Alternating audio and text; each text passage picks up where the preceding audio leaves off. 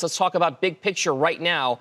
Are the U.S.'s supply chains for essential goods and groceries intact and not stressed yet? They're intact. They are stressed a bit. I want to first acknowledge truck drivers. These are folks who are average age 55, life expectancy 61. They're clearly in the crosshairs of this virus.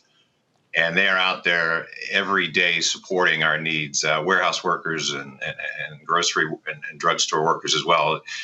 But there are challenges these folks are facing today, and I think we could all be doing a little bit better, from our elected officials to companies and individuals. So Jeff, it's interesting. I've made a couple of supply runs to my local grocery store, and I've spoken to some viewers and fans of us on CNBC, and one of the things they ask is whether or not there's a real panic, and they look around and see store shelves stocked.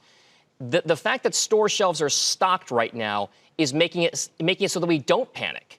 What happens if we start to see more bare shelves and are truckers now a little bit more averse to perhaps traveling given the growing fears of coronavirus?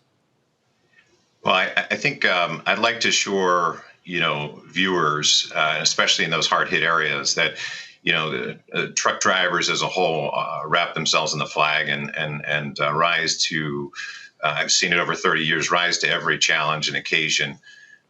So I believe that truck drivers will not abandon supply chains or areas that are even the hardest hit. But right now, stores and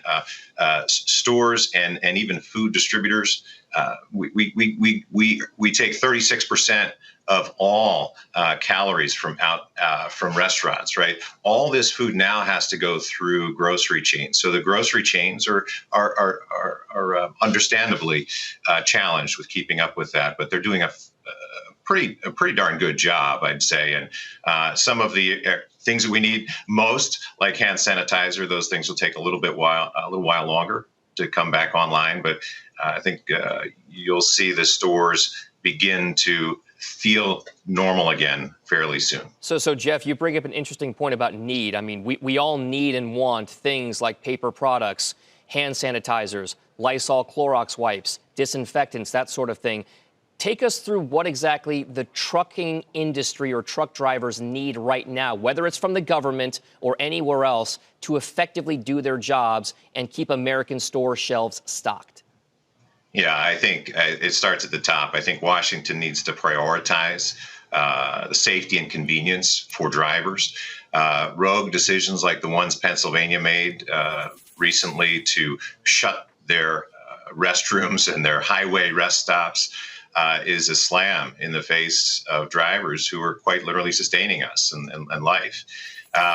Drivers are telling us right now the biggest challenge they have is getting food, restrooms, and parking. They're getting ticketed for parking when there is no parking available to them. And parking, even before the coronavirus issue, has been at a premium. So we have to make life a little easier for these folks. And I think every 4 or 5 times, let's say, we acknowledge the healthcare worker, we should be acknowledging the drivers and the warehouse workers and store workers as well.